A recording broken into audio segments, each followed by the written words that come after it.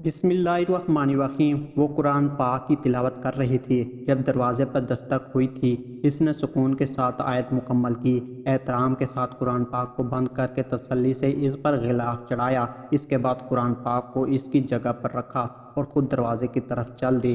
دروازہ مسلسل زور زور سے بجایا جا رہا تھا، جیسے باہر کھڑا ساحل انتہائی تکلیف میں ہو، مگر اس کی عادت تھی کہ وہ تلاوت قرآن کر رہی ہوتی یا نماز پڑھ رہی ہوتی تو جتنا بھی بڑا واقعہ ہو جاتا، وہ تسلی سے اپنا کام مکمل کرنے کے بعد ہی اس واقعے کی طرف توجہ دیتی۔ اس بات پر کئی بار اس کی اور اس کے سسرال والوں کی تو تکرار ہو چکی تھی۔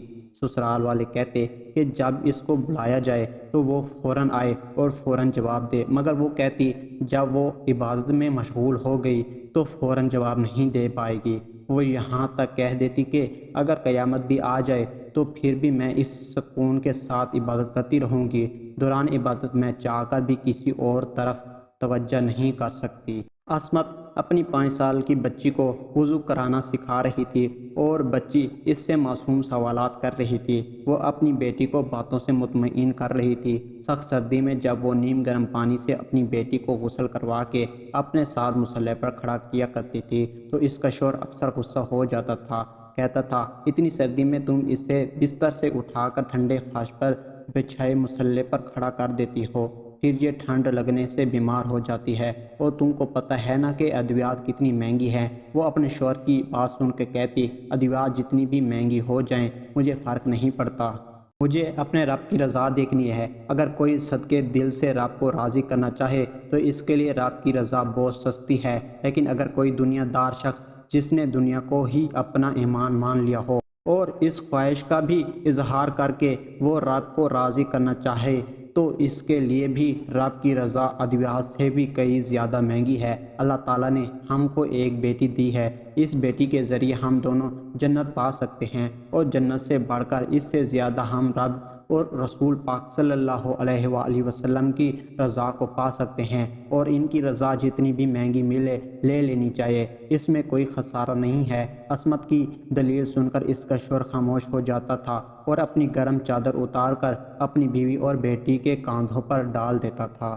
دستک دینے والا مسلسل دروازہ بجا رہا تھا۔ اس نے سکون سے آ کر دستک دینے والے کے متعلق پوچھا اور پھر دروازہ کھول دیا، مگر دروازہ کھولنے کے بعد دستک دینے والے نے اسے ایسی خبر سنائی تھی۔ دن دہاڑے اس کی آنکھوں کے سامنے اندھیرا چھا گیا تھا، اس کے کانوں میں سائیں سائیں کی آواز گونجنے لگی تھی، دل اتنی زور سے دھڑکنے لگا تھا یوں لگتا تھا جیسے ابھی پھٹ جائے گا، ٹانگیں بے جان ہو گئی تھی، سارے جسم کو کپ کپی طاری ہو گئی تھی۔ وہ وہیں بیٹھ گئی تھی، یوں لگتا تھا جیسے اس کے جسم سے روح نکل رہی ہے، مگر اس کی شخصیت کا اتنا رعب تھا کہ پیغام دینے والا غیر محرم ہونے کے ناطے اسے ہاتھ سے چھو کر اٹھا بھی نہیں سکتا تھا۔ اس نے اس کو وہیں بیٹھا چھوڑا اور پڑوس کی ایک خاتون کو جا کر اس کے متعلق بتایا۔ دیہاتوں کے رواج کے مطابق اس کی پڑوسی عورت نے اپنا سارا کام چھوڑا اور اس کی طرف دوڑی چلی آئی تھی، آ کر اسے اٹھایا، سہارا دیا اور سہارا دے کر کمرے میں لے گئی، اسے پانی پلایا اور پھر تسلی دی، سمجھایا کہ یہ ایک ایسی منزل ہے جو ہر ذی روح پر آنی ہے، اس سے ہم چاہ کر بھی روک نہیں سکتے، اور پھر اسے سہارا دے کر اس کی والدہ کے گھر لے جانے لگی تھی۔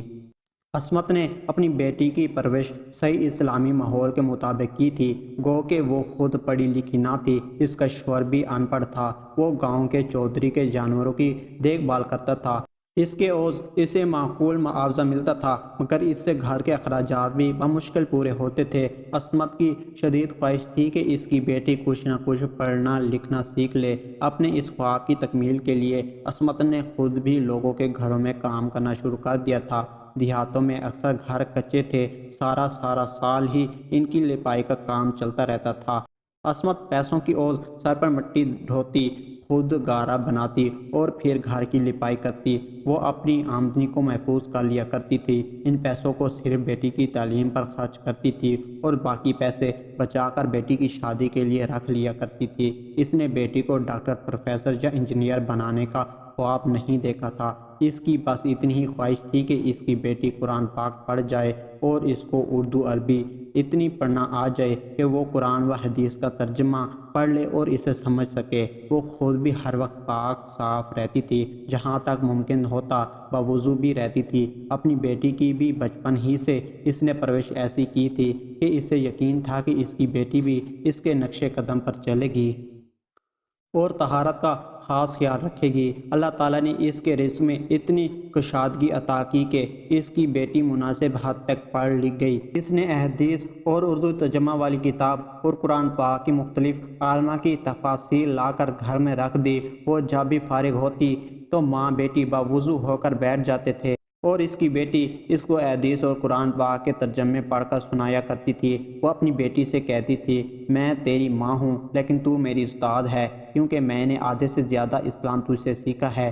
اس کی اس پرورش کی وجہ سے آج جب اس پر وقت نزاع آیا تھا، اسے یقین تھا کہ اس کی بیٹی اس وقت بھی حالت وضو میں ہوگی۔ اس نے اپنی بیٹی کو پیغام بھجوایا تھا کہ آ کر میرے منہ میں پانی کا قطرہ ڈالو، میرا وقت آخر آ گیا ہے۔ اور جب بیٹی نے یہ خبر سنی تھی تو اس کے اپنے ہاتھ پاؤں پھول گئے تھے، مگر وہ اپنی پڑوسی خاتون کے سہارا دینے پر تیز تیز قدموں سے چلتی ہوئی اپنی والدہ کے گھر پہنچی تھی، جہاں اس کی ماں کی نظریں اس کے انتظار میں دروازے پر ٹکی تھی۔ اس کا باپ بھی گھر میں پہنچ چکا تھا، لیکن اس کی ماں نے سب کو منع کر دیا تھا کہ اسے کوئی بھی بغیر وضو کے ہاتھ نہ لگائے، یہاں تک کہ جب اس کی روح قبض ہو جائے اس سے آخری غسل دینے سے پہلے بھی غسل دینے والی عورتیں وضو کر کے اس کو غسل دیں اور کوشش کریں کہ اس کی بیٹی اس کو غسل دے۔ اس کے بعد اس نے اپنی بیٹی سے کہا، میرا سر اپنی گود میں رکھو۔ وہ اپنی ماں کا حکم بجا لائی تھی۔ اس نے سر اٹھا کر اپنی گود میں رکھا۔